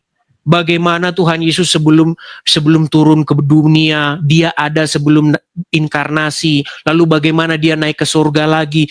Kita nggak ngerti itu. Yang ditugaskan kepada kita itu adalah, wahai murid-muridku, anak-anakku yang kukasihi, apakah sudah hidup sesuai dengan teladan Kristus? Apakah kita ini sudah mirip seperti Yesus? Atau malah kita ini mirip sama itu, tetangga sebelah itu yang di kuburan sana itu. Kan ini pesan ini yang saya sampaikan gitu loh. Kamu mirip siapa? Mau mirip Mahmudin apa mau mirip Yesus? Kalau kamu mau mirip Mahmudin, ya kamu seperti itu jadinya. Tapi kalau kamu mirip dengan Tuhan Yesus, hidup taat, tunduk, setia kepada Bapa di surga, maka kamu akan diselamatkan. Nggak peduli kamu nggak ngerti Trinitas kayak, nggak ngerti Oneness kayak, nggak ngerti. Menurut saya itu nggak masalah, El. Itu pesan itu yang saya sampaikan. Cuman sekarang banyak orang harus memaksakan. Kamu harus paham nih, hipostasis union. Kamu harus paham duinatur nih. Menurut saya orang nggak ngakuin itu, menurut saya nggak masalah. Saya mengapresiasi usaha Bang Edis, keprihatinanmu untuk kemudian menginjili orang. Saya mengapresiasi itu. Karena bagaimanapun mungkin, saya tidak tahu mungkin secara kuantitas bagaimana, mungkin banyak orang yang dari seberang jadi Kristen, itu betul. Saya tidak tahu kebenarannya bagaimana ya, tapi faktanya ada gitu. Karena beberapa kali saya pelayanan ke luar daerah, saya menemukan orang yang akhirnya tersadarkan bahwa ajaran mereka salah karena dari Bang Edis gitu. Cuma begini, ketika dia memutuskan menjadi seorang Kristen, dia harus gini. Kalau saya bilang kita Nah, kata mengapa harus begini? itu saya nggak setuju. Kalau Nah, dia mengapa- harus, saya nggak setuju. Ya, makanya dengar dulu. Ketika dia mengatakan dirinya adalah seorang Kristen, dia beriman kepada Tuhan, bukankah imannya dia itu seharusnya iman yang timbul dari cinta dia kepada Tuhan? Bukankah itu sebenarnya yang membuat dia harus mencari terus kerajaan Tuhan? Padahal Yesus berkata, carilah dahulu kerajaan Allah dan kebenarannya, maka semuanya ditambahkan kepadamu. Kita harus mencari kebenarannya. Kebenaran apa yang diajarkan Yesus ini. Ketika Yesus mengatakan, aku dan Bapakku adalah satu. Aku adalah anak Allah. Ketika dia mengatakan, di luar aku engkau tak bisa berbuat apa-apa. Akulah pokok anggur yang benar. Ketika teman-teman dari luar Kristen melihat ayat ini, maka seharusnya iman yang benar tidak membuat mereka tersandung dengan ini, tapi justru iman mereka yang benar justru membuat mereka mau belajar. Ini artinya apa ya, dan lain sebagainya. Dan kita sebagai pengajar, apologet, saya nggak mengatakan saya pengajar dalam otoritas apapun, saya hanya orang yang berusaha mempertanggungjawabkan iman. Karena saya tidak pernah mewakili gereja apapun, saya tidak pernah dapat otoritas dari siapapun. Maka Bang Edis, di dalam iman mereka ini yang ingin terus belajar ini, maka kita sebagai orang dalam tanda kutip pengajar atau apologet, justru kita harus memberi penjelasan kepada mereka. Oh begini, bukan menghindarkan mereka dari apa yang terlihat sulit. Lalu kita mengatakan, aduh, dia nggak mungkin nyampe ke situ, udah aku nggak jelasin. Itu bukan begitu sikap kita. Sikap kita adalah kita menjelaskan kepada mereka karena apa yang mereka imani itu, menuntun mereka kepada kepenuhan dari iman itu. Itu tugas Bang Edis, itu tugas saya, itu tugas kita semua. Memberitahu mereka, mempertanggungjawabkan. Petrus mengatakan apa? Berilah pertanggungjawaban tentang pengharapan yang ada padamu. Pengharapanku ya dari Allahku. Allahku yang Tritunggal itu. Maka kalau kamu tanya pengharapan yang ada dalam Yesus, kamu tanya sabda Yesus, Bapakku, Bapakmu, Allahku, Allahmu, ya kamu harus menjelaskan ini. Bukan menghindarkan mereka dari penjelasan-penjelasan ini hanya karena Bang Edis takut mereka tidak sampai memahaminya. Lagi pula, bukan saya atau Bang Edis yang berkuasa membuat mereka paham, tapi kasih karunia daripada Roh Kudus. Apakah mustahil bagi Roh Kudus untuk memberitahu dan menyinari hati mereka? Tidak. Jadi kita jangan merasa karena penjelasanku begini maka dia bisa percaya. Karena Bukan. penjelasanmu begini. Dalam hal itu saya setuju, El. Begini, El. Makanya dengar dulu, saya Oke, selesaikan ya. Jangan. Seolah-olah kita merasa mampu kita buat orang percaya. Enggak. Tugas kita nyatakan kebenaran, jadilah saksi. Masalah dia beriman atau tidak, itu urusan rohnya Allah. Apakah roh Allah berkenan menarik dia atau tidak? Kita Baik. tidak punya otoritas. Baik. Kita melakukan bagian kita, dia melakukan bagiannya. Itu doang, Bang Edis. Baik, saya tanggapi El ya. Jadi jadi mungkin kita di sini agak sedikit salah paham nih El. Gini loh El, dalam hal itu saya setuju. Yang saya tidak setuju adalah ketika kamu mengatakan bahwa kalau kamu tidak memiliki konsep pemahaman seperti yang ini, bahwa ini harus begini, bahwa harus ada hipostasis union, kemudian harus ada duinatur. Kalau kamu tidak memahami ini, maka kamu tidak diselamatkan. Itu yang saya tidak setuju. Bahkan Itu saya tingkat katakan, kedalaman iman, Bang. Orang yang di luar, di atas-atas, ketika Abang menginjili orang, kamu percaya Yesus adalah Tuhan, ketika dia percaya masih di situ, berarti imannya masih begini. Kan iman itu bertumbuh seperti biji sesawi. iya, maksud saya begini, Nah, biar saya selesaikan dikit ya. Gini Bang, gini. Ketika dia udah jadi Kristen berkembang ya Tritunggal itu harus dijelaskan, jangan dihindari. Saya Itulah iman yang bertumbuh. Saya tidak mengatakan itu, El. Yang saya katakan adalah ketika seseorang memaksakan bahwa dia harus menganut paham Tritunggal, dia Ya, harus. Nah, ini yang saya tidak sepakat. Kamu harus mengakui Yesus begini, dia punya duinatur, dia punya begini, harus paham kalau dia mendalami hipostasis imannya, Bang. Kalau dia mendalami imannya, Bang, lebih dalam, di atasmu, ketika baru menurut awal kenal saya, Tuhan, makanya mungkin, gantian El. Tadi kan kamu udah bicara. Ini maknanya begini, El. Tingkat keselamatan itu tidak di situ, El. Tingkat keselamatan itu adalah di mana dia mencintai Yesus dengan cara bagaimana? Dengan cara hidup seperti bagaimana Tuhan Yesus hidup. Dia dijadikan Yesus sebagai teladannya. Dia mirip dengan Yesus. bukan dogma-dogma yang seperti itu. Bahkan saya katakan, bahkan jika dia membuang segala dogma-dogma Duinatur, kemudian Tritunggal, kemudian itu ke tong sampah, asal dia hidup seturut dengan gambar Tuhan Yesus, dia hidup mengikuti apa yang menurut saya dia akan tetap diselamatkan. Ya nggak apa-apa, Bang Edis jadi penilai untuk mereka tetap diselamatkan, itu urusan Bang Edis. Saya nggak punya hak untuk mereka bilang selamat atau tidak. Baiklah, dalam di situ kita mungkin Kalau mau berbeda. kalau dia mau menjadi seorang Kristen, semakin dia mendalami imannya, namanya juga biji sesawi yang bertumbuh itu gimana sih? Iman yang bertumbuh itu ya pasti mendalami semua apa yang dirumuskan dalam iman itu, termasuk Tritunggal. Nah, sikap kita kalau dia memang mendalami iman, kalau imanmu nggak bertumbuh, kamu selamat nggak? Mungkin nggak imannya kalau Iman yang bertumbuh itu menurut saya dibuktikan dari seseorang itu semakin mirip dengan Tuhan Yesus. Ya, semakin mirip dengan Tuhan Yesus yang bagaimana? Tuhan Yang Yesus yang ada merendahkan dalam dirinya, Bible. kan? Iya, yang merendahkan Yang dirinya, yang merendahkan taat, dirinya, yang taat yang kepada Bapa di walaupun dalam surga. rupa Allah tidak menganggap kesetaraan dengan Allah, dia yang rendah hati itu, dia yang di surga telah datang ke dunia ini, dia yang telah berkorban padahal dia tidak berdosa dibuat jadi dosa. Itu dogma semua enggak itu? Itu bukan dogma, itu ada dalam Bible. Yang tidak ada dalam Bible itu hipostasis union, kemudian Duinatur, itu yang nggak ada. Bang, istilah Tritunggal pun nggak ada dalam Alkitab. Iya, makanya Cuma saya bilang kalau nggak ada, nafasnya kenapa itu kita ada. harus maksakan itu? Orang harus berpaham demikian. Kan itu istilah yang menjembatani apa yang ada dalam Alkitab itu. Para bapak-bapak gereja mengatasi kebingungan orang atas apa yang ada dalam Alkitab ini, yaitu dengan memberikan istilah-istilah itu, agar melalui istilah itu kita mengerti apa makna dari apa yang disampaikan Alkitab ini. Kita harus fair lah dengan itu. Itu Oke, hanya kita kasih contoh, istilah-istilah. Bang. Kalau begitu kita kasih contoh-contoh, El. Karena kan banyak begitu sekte ya dalam kekristenan ya. Justru malah saya ini ingin menghilangkan segala sekte. Ya.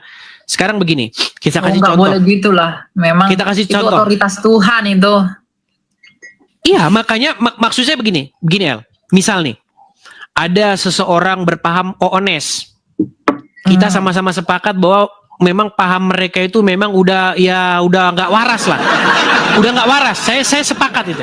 Begini, orang berpaham oones karena Yesus berdoa kepada dirinya sendiri. Orang pahamnya seperti itu tuh. Tetapi dia begitu mengasihi Yesus. Dia begitu mengasihi Yesus. Dia hidup ingin seperti Yesus hidup. Yesus tidak makan babi, dia nggak makan babi. Yesus memelihara hari Sabat, dia memelihara hari Sabat. Yesus misalnya melaksanakan hukum-hukum Taurat, dia melaksanakan hukum-hukum Taurat. Misal itu. Tapi dia berpaham oones. Dia berpikir bahwa Yesus berdoa kepada dirinya sendiri. Menurut saya, pemahaman saya, dia akan tetap diselamatkan. Nggak apa-apa. Kalau Bang Edis mau Ini jadi menurut hakim saya. buat mereka nggak apa-apa. Bahkan- Nggak apa-apa. Bahkan yang kalian klaim katanya saksi Yehova lah, begini dan lain sebagainya, menganggap Yesus lebih rendah daripada Bapa, menganggap Bapa lebih besar daripada Yesus. Asal dia hidup seturut segambar dengan Yesus, menurut saya dia akan diselamatkan. Nggak peduli dia mau berpandangan seperti apa. Karena hal-hal seperti itu memang di luar ini kita, bukan di luar kesanggupan kita kok sebenarnya. Kita nggak memahami hal-hal bagaimana Yesus sebelum inkarnasi. Tapi kan itu udah hal-hal yang dikatakan kosmik. dalam Alkitab. Kan udah dikasih tahu dalam Alkitab. Justru kita yang nggak mengerti hal kosmik itu bisa mengerti sejauh apa yang Allah wahyukan, nggak lebih dari situ kok. Itu doang. Nah, apa yang diwahyukan dalam kitab ini ya kita kasih tahu. Kita nggak sedang bahas Allah di surga itu bangkunya seperti apa ya, dia bertata di sana seperti apa bentukannya. Kita nggak bahas itu, Bang. Tapi sejauh apa yang dikatakan Alkitab, baptislah mereka dalam nama Bapa dan Anak dan Roh Kudus. Itu dikatakan Alkitab. Maka kita menjelaskan sebagai orang yang mengaku percaya kepada Dia dan sebagai orang yang merasa terbebani untuk mengajak orang kepada Yesus, harus kita pertanggungjawabkan ini artinya apa? Bukan menghindarkan mereka dari penjelasan itu.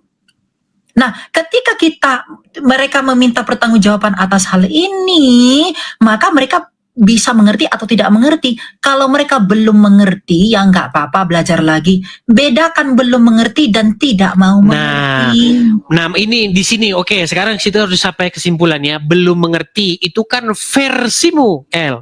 Begitu, versimu.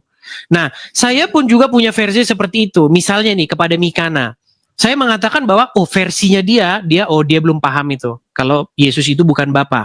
Tapi versinya Mikana lain. Oh, Edis belum paham itu kalau Bapa itu adalah Yesus itu adalah Bapa itu adalah Yesus sendiri. Kita punya versi masing-masing nih. Tetapi yang saya maksudkan itu bukan di situ. Yang saya maksudkan ini begini. Inti daripada kekristenan adalah bahwasanya supaya setiap orang menundukkan diri takluk kepada Yesus, menjadikan Yesus sebagai Tuhan atau Tuhannya, sehingga orang tersebut harus serupa dan segambar dengan Dia. Menurut saya di situ inti kekristenan. Oke, Jangan serupa dan segambar dengan rupanya Mahmudin. Cuman begitu. Itu pesan saya kepada mereka. Kalau itu menurut Bang Edis, biar jadi Tuhan yang atas hakim Bang Edis. Tetapi apa yang kita sampaikan ini gini, saya tidak menambahkan apapun dari yang saya jelaskan selain daripada apa yang kita pelajari dari apa yang disampaikan oleh para rasul dan Bapak Gereja. Itu aja. Saya percaya saya nggak lebih tahu tentang Yesus daripada Yesus dan murid-muridnya dan murid-muridnya. Saya nggak lebih paham siapa Yesus itu lebih daripada Yohanes, Polikarpus, Ignatius, dan lain sebagainya. Saya nggak lebih tahu tentang dia yang hidup 2000 tahun lalu, yang hidup 2000 tahun sekarang daripada murid-muridnya Yesus yang hidup bersama dengan Yesus. Makanya Yohanes mengatakan, firman hidup yang kami dengar, yang kami raba, dan kami ini dan lain sebagainya, itulah yang kami beritakan kepada engkau, agar sukacitamu menjadi penuh. Maka apa yang dituliskan Rasul ini kepada murid-muridnya, termasuk pengajaran Tritunggal, termasuk pengajaran hipostasi dan lain sebagainya, itulah yang kita teruskan hari ini. Masalah Bang Edis mereka nggak mengerti ini lain sebagainya, itu hikmat kita. Hikmat kita bagaimana? Hikmat kita bukan meniadakan kebenaran ini, tetapi menolong mereka untuk mengerti hal ini. Itu yang perlu kita, modal itu yang perlu ada pada kita. Jadi ibaratnya begini, kita tahu nih suatu dalam peperangan ya, karena kita berapologi dalam peperangan. Kita tahu musuh kita ini besar, kecil atau gimana. Ketika dia musuh kita ini adalah orang yang kecil, maka kita lihat kita hanya menggunakan senjata ini. Ketika dia besar, kita harus gunakan senjata yang seperti ini. Begitu juga dalam penginjilan. Kalau kita lihat dia kira-kira sulit mengerti tentang Tritunggal, nggak apa-apa, maklumi aja dulu. Nanti kemudian ketika dia sudah menjadi Kristen, kita jelasin. Atau mungkin ada orang berpolemik tentang Tritunggal. Jangan katakan Tritunggal itu nggak ada, Tritunggal itu ketong sampah, nggak boleh. Tapi justru kamu yang nggak tahu Tritunggal. Kamu Tritunggal itu apa? Oh, Tritunggal itu 3 Tuhan. Ada Maria di dalam, seperti perkataan teman-teman dari Mahmudin. Mereka mengatakan Maryam Bapa, Maryam Allah, dan Isa. Itulah Tritunggal. Mereka tersandung karena apa yang ada dalam iman mereka sendiri, maka tersandungnya mereka ini harus kita jelaskan dengan apa yang benar yang ada pada kita.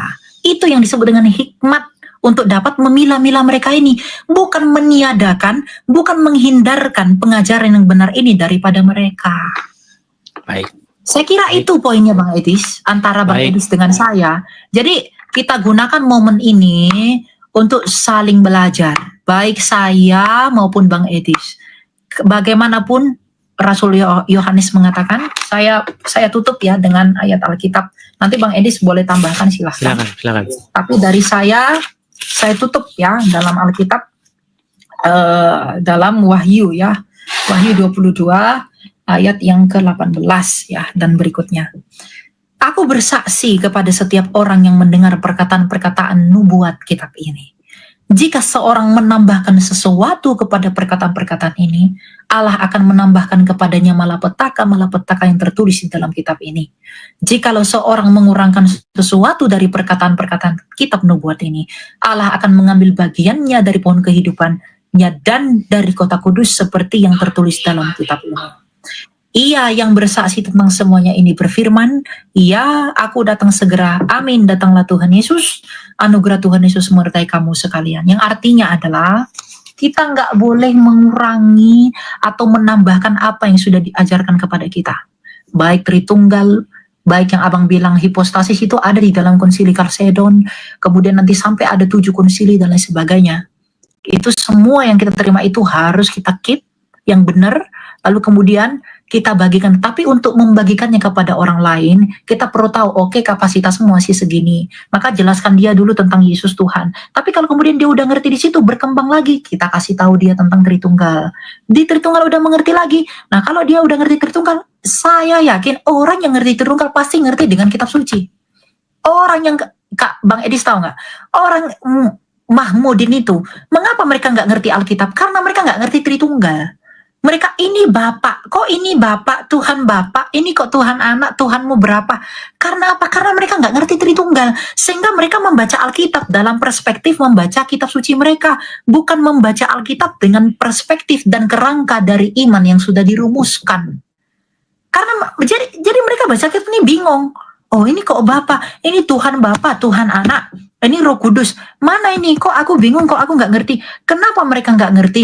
Karena dasar modal utama mereka untuk mengerti tidak mereka ketahui. Nah, ketika kita mengajarkan Tritunggal ini kepada mereka, nah, kamu udah ngerti nggak? Kamu ngerti, oke, baca Alkitab. Kamu kebingungan nggak? Nggak akan kebingungan. Saya yakin itu. Jadi Bang Edis dan saya, kita terus belajar untuk mengajarkan hal yang benar tanpa mengurangi, tanpa menambahkan. Sama-sama Ya. El. Oke, penutup dari saya juga El ya. Ya. Di dalam saya lanjutin yang tadi, yang ayat yang kamu kutip juga itu kan. Barang siapa yang menambahi, maka akan ditambahkan kepadanya malapetaka dan lain sebagainya. Barang siapa yang mengurangi, maka akan dikurangi dan seterusnya dan seterusnya. Nah, kalau saya bilang ini dalam sudut pandang saya ya, Bible yang kita beritakan, biarlah yang demikian itu adanya, tanpa harus kita tambah-tambahi hal-hal yang membuat rumit. Karena apa? Karena di lapangan yang saya lihat, ketika seseorang itu dimasukkan dengan dogma-dogma yang seperti itu tadi, yang ada orang-orang itu malah pening. Maksud saya begini, bukan saya katakan bahwa yang ditambah-tambahkan itu tidak sesuai dengan Bible. Saya tidak mengatakan demikian. Yang saya tentang adalah jika seseorang memaksakan bahwa itu adalah bagian yang wajib. Makanya tadi kan saya tanya, apakah ketika kita memberitakan Injil itu wajib memberitakan Tritunggal, dogma Tritunggal? Kalau menurut Elia tadi wajib. Sementara kalau saya, kalau tingkat pemahamannya sampai ya bagus-bagus saja. Tapi kalau pemahamannya nggak sampai, masa harus diwajib-wajibkan? Cukuplah dia mengimani Yesus sebagai Sang Mesias, sebagai Kristus, sebagai anak Allah yang tunggal. Makanya seperti yang dikutip dalam Injil Yohanes, oleh karena begitu besar kasih Allah akan dunia ini sehingga ia telah mengaruniakan anaknya yang tunggal, supaya setiap orang yang percaya kepadanya tidak binasa, melainkan beroleh hidup yang kekal. Jadi cukup saja sampai di situ. Bang, saya nggak mengimani Tritunggal lah. Oh ya nggak apa-apa. Kamu mengimani Tuhan Yesus, kamu hidup seturut dan sesuai dengan kehendak Dia, cukup itu bagimu. Itu menurut saya, El. Nggak harus dipaksa-paksa harus Tritunggal. Itu menurut Abang, tapi saya tegaskan, Tuhan Yesus itulah yang akan jadi hakim saya dan Abang. Dan semuanya akan kelihatan pada hari bila mana Allah melalui Kristus Yesus akan menghakimi kita. Dialah yang menghakimi saya, Dia yang menghakimi Bang Edis, Dia yang akan menuntut pertanggungjawaban kepada Bang Edis, Dia pula yang akan menuntut pertanggungjawaban kepada saya. Cuma doa saya cuma satu, semoga Tuhan kita tuh bermurah hati kepada saya dan Bang Edis. Amin. Begitu juga doa saya juga. Kita berharap supaya kita semua yang berdosa ini semakin hari semakin mirip dan serupa dengan Tuhan Yesus. Oke, saya rasa gitu aja El ya. Oke, terima kasih teman-teman. Teman-teman jangan dibilang kita musuhan ya. El, kita musuhan El? Ya enggak lah. Wah, enggak. Cuma WA aku tadi enggak kau balas. Itu yang belum buka WhatsApp saya. Kok dia live tapi WA aku nggak dibales ya gitu. Belum. Padahal waktu itu aku telepon nggak kau angkat. Karena di sana siang, di sini malam. Jadi karena saya bangun tidur. Karena saya nggak lihat. Biasanya kalau aku telepon kau telepon baliknya aku. Oh iya, tadi telepon kah? Tadi belum saya cek. Oke, nanti saya cek ya El ya. Oke, begitu El ya. Oke, teman-teman. Jangan bilang kami musuhan. Kami di sini saling beradu argumen, beradu pendapat. Semua kembali kepada diri kita masing-masing. Doa dan harapan kita tetap kembali sama. Kepada kebenaran Allah. Jangan diri sendiri, enggak boleh. Bukan. Kepada Allah. Kebenaran. Kesimpulannya diambil kepada diri mereka gitu. Diri mereka yang mengambil kesimpulan gitu kan. Sesuai dengan kebenaran seperti itu. Karena kebenaran nanti mereka kan saling mengklaim sendiri. Intinya kita punya satu harapan yang sama El. Bahwasanya supaya semua manusia menundukkan diri kepada Tuhan Yesus, menjadikan Yesus sebagai tuannya, sehingga dia karakternya mirip dengan karakter Yesus, tidak mirip dengan karakternya Mahmudin. Oke, saya rasa itu saja El ya. Tuhan berkati ya Bang ya. Sama-sama El. Oke, shalom. Selamat malam. Ya.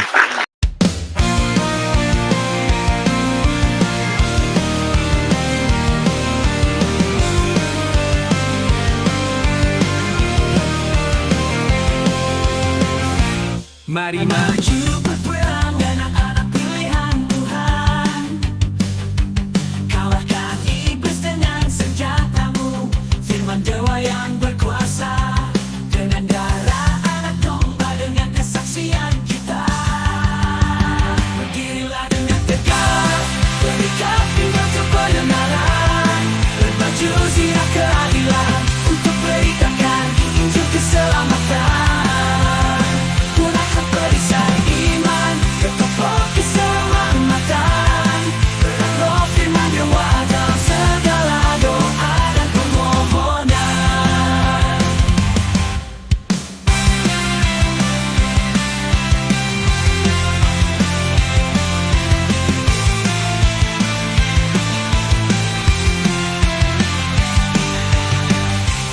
Ladang telah menguning, siap untuk dituai. Menangkan jiwa dengan senjatamu, firman dewa yang berkuasa. Dengan darah anak domba, dengan kesaksian kita. Berdirilah dengan tegak, berikat pinggang kebenaran, berbaju zirah keadilan, untuk beritakan Injil keselamatan.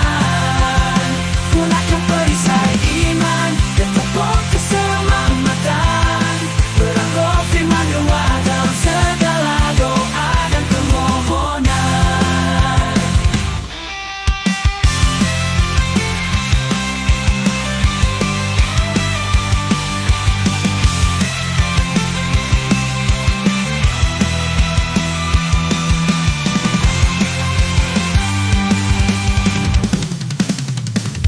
Dirilah dengan tegak, berikat pinggang kebenaran, berbaju zirah keadilan, untuk beritakan Injil keselamatan.